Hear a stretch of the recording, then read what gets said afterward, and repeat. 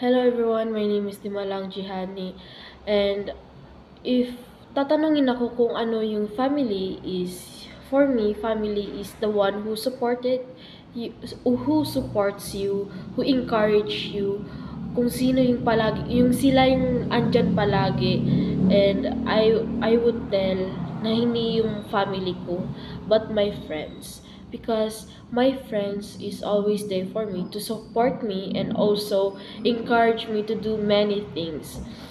As you can see in my previous video that I sent, that I said there na I spend my free time with my friends kasi sa kanila ko nakakapag-open up or nakakapag-enjoy. So bakit hindi yung family ko yung sinasabi ko?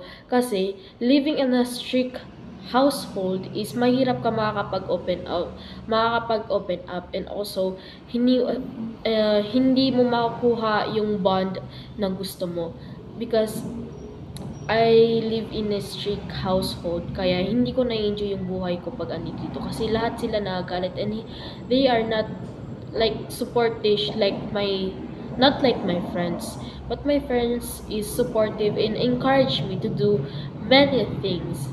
And that's why I said that my friends is also my family, that I treat them as a family. And that's all. Thank you.